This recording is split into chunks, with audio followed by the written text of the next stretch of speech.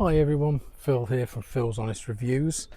Today we are covering the DeWalt DCS365N Mitre Saw. This is a bare unit, takes the 18 volt batteries, it's the UK edition. So basically out of the box, obviously we don't have the battery. We can take that out of the way for a sec. Let's just lock that into position, just show you what it comes like.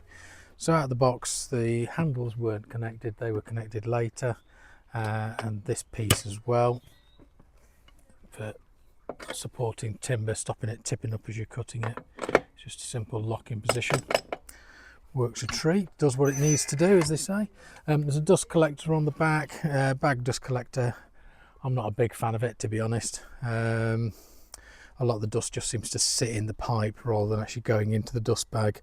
So what I do, you know what I'm going to say, it's my favourite. It's the DWV9000, the universal adapter from DeWalt. I have this connected to my Henry Hoover. Works a treat, it's powerful enough, takes most of the dust away. However, I would say if you're using it in somebody's room, put dust sheets down, because there is still fine dust that manages to escape out of the sides and when you're doing a large amount of cuts.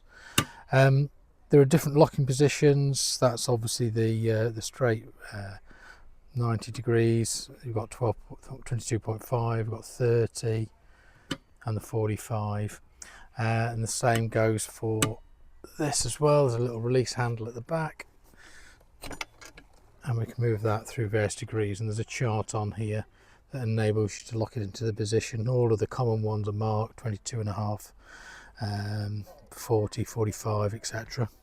So lock that back in the upright position. The reason I bought this is I've got a Makita corded mitre saw, but it's a bit more heavy duty. It's a bigger blade, and I tend to use that when doing decking and larger timber. This is much lighter. It's a 12.5 kilos, which obviously is much easier to operate with. I don't know why I lock that in position.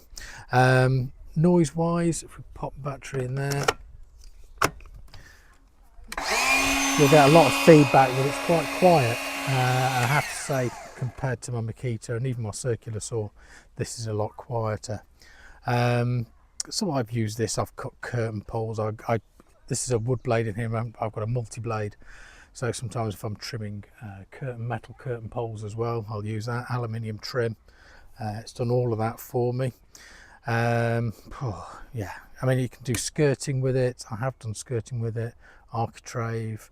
I've just made a timber frame for somebody to go out on the outside of a window to put a mesh in it, so they can have the window open in the summer and not let all the flies in.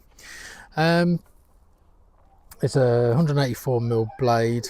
If you go to my website, you'll see I've put a bit more spec on there about the depth of cuts that you can do, especially when you're at the 45, because obviously you can't get as deep a cut, and that way you're not going to get as long a cut.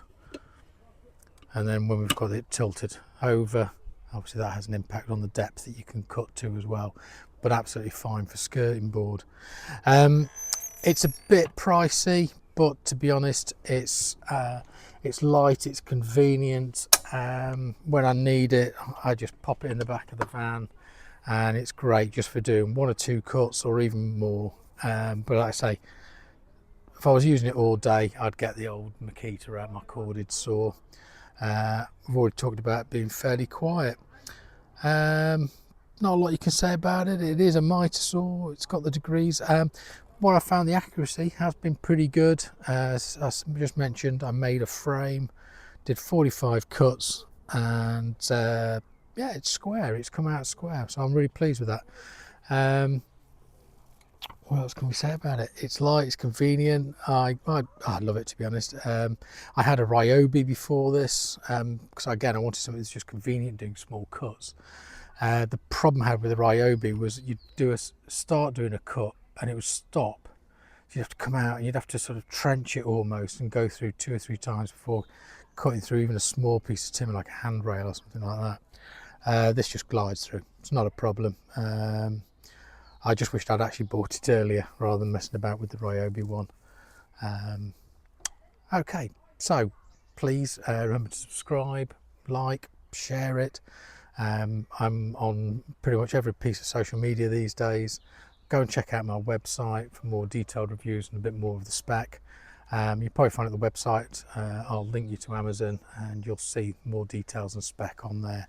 And I'll do the same in the comments for this video. All right, everybody take care, and I hope you're all having a good summer.